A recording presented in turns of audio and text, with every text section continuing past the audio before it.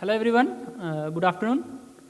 So myself Nilanjan, as Bikash already introduced, I am co-founder of IVS Security Incorporated and also currently Chief Technology Officer. So I'll be talking about logical vulnerabilities that typically affect web applications. So a bit of brief introduction. We at IVIS are basically into application penetration testing. We do testing through the cloud. So we provide zero false positive guarantee, and the key thing that we cover is business logic testing. So that is basically that experience I'll be covering here. So we have covered, we have tested more than 3,000, actually maybe more than 4,000 applications till that.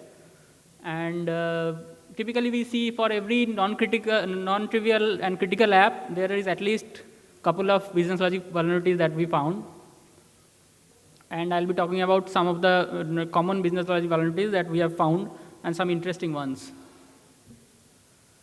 So before I go into the vulnerabilities as such, just I would like to point out the difference between typical cross-site scripting, SQL injection type of vulnerabilities and logical vulnerabilities.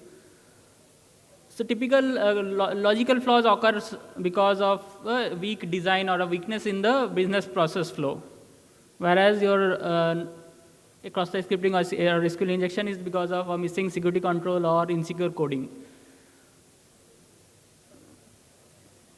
So because of this, not only because of this, so finding a logical vulnerability is very difficult for a automated scanner, because the number of possibilities that is there in if you want to try, find a logical flaw automatically is huge.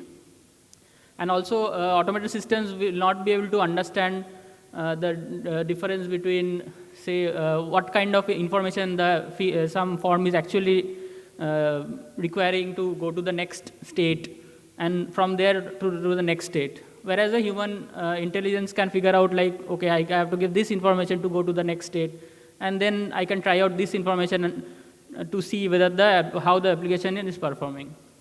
So that's why it is like an undecidable problem, and it's very difficult for automated scanners.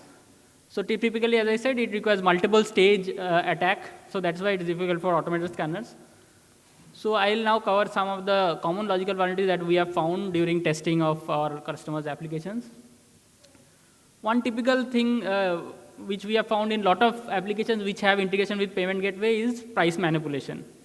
Typically, applications, what they do is, they take information from you regarding which product to purchase, and they redirect you to a payment gateway site with the parameters which has the product ID, the cost, the amount to be paid. And once the payment is done, there is a callback URL through which the application, the payment gateway will redirect control back to the application. Now, many cases we have found is implemented insecurely. So an attacker can somehow understand the call from the application to the payment gateway, and if he can modify the parameters, he is able to change the amount which he needs to pay. So if such vulnerabilities are present, we have seen that we are able to buy a car for, say, 1 rupee. We actually were able to do that. That was in a staging environment, but so they fixed it later on. So the impact of this specifically is more in case of things that are the delivery is immediate. For example, digital downloads, or say electronic tickets or phone recharge, where the download is immediate after the payment. So many cases, application owners will have a back-end check at the end of the day to see whether the amount received is what is matching. But by that time, that thing would have been delivered, so you cannot do anything. So the fix is very easy. Most payment gateways will provide another different channel to verify the amount paid, but that is not. That is a key mistake that many people do while implementing payment gateways. The second type of vulnerability that we have found very commonly is discount coupon abuse. So nowadays, since there are a lot of e-commerce companies, many have discount schemes where you can apply a coupon in the shopping cart to receive a discount, say, on the say X percentage on the total amount. So we have found in many cases, suppose you add 10 items, which is say 10,000 rupees, and you get a 10% discount on that. So you get a discount of 1,000 rupees. And suppose you go for cash on delivery. Now once once it is the order goes through, now you cancel say nine of the items, leaving only one item which is say 1,000 rupees. So in total you actually buy one item for 0 rupees because you got a discount of 1,000 rupees. So this is one interesting thing that we found in some cases. In other cases, we found that the same coupon could be used multiple times by just modifying, encoding the coupon in such a way that the server mistakes it to be a different coupon. So similarly, we found things like using expired coupons, or we found predictable coupon codes, where the coupon code was being generated in such a way that you could predict another valid coupon code and use it in your order. The third type of logical vulnerability that we find frequently is related to password recovery. Password recovery is specifically in cases where suppose you do not have access to registered email. So some applications will provide you option like if you don't have access to your email address, still you can reset your password.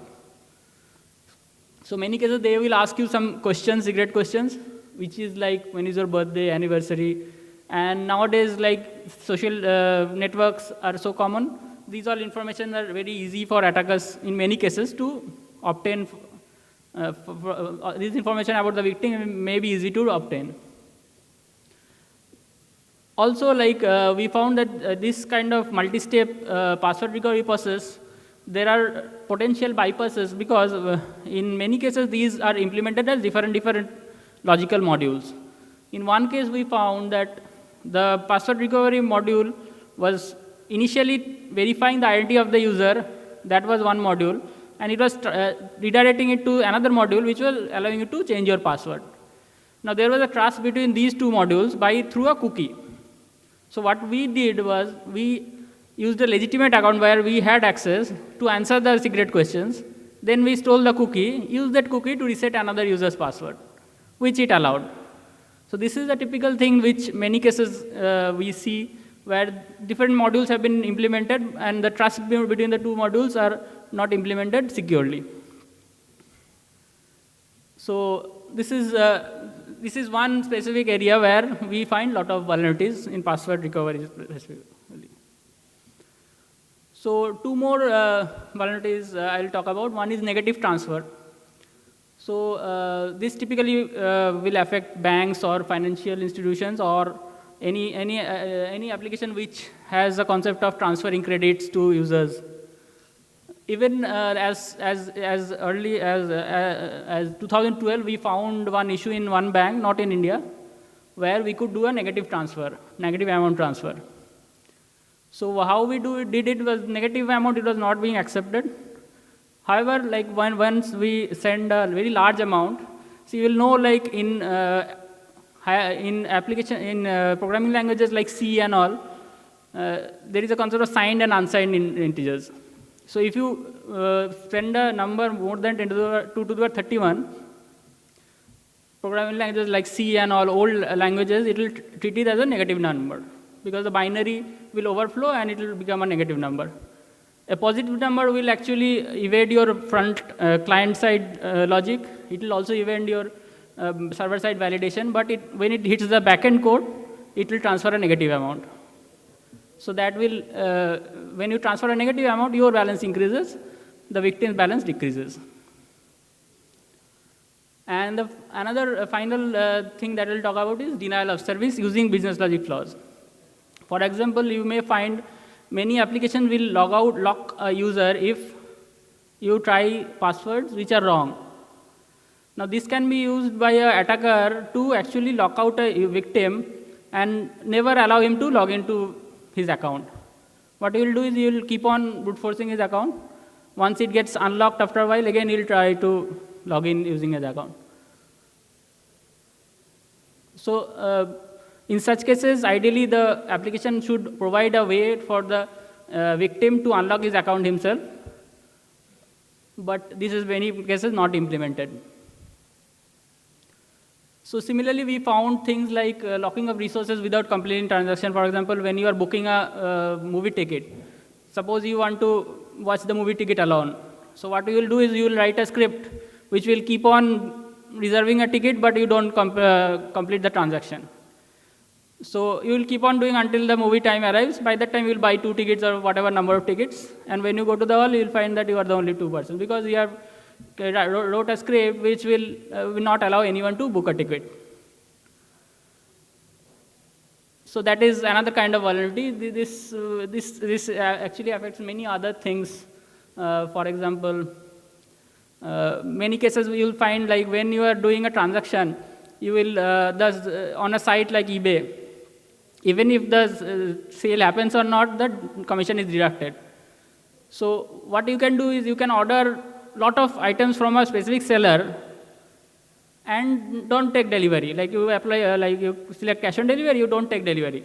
The seller would have given 5% commission on all the items, say 1 lakh rupee, 10 lakh you item, 1 crore of things you ordered.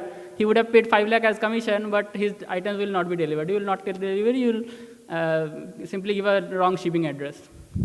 So the seller will ideally lose money. He will have to take up the thing with the vendor, marketplace, whatever. So similar kind of vulnerabilities also we have found, which can affect, which can cause denial of service to the application users.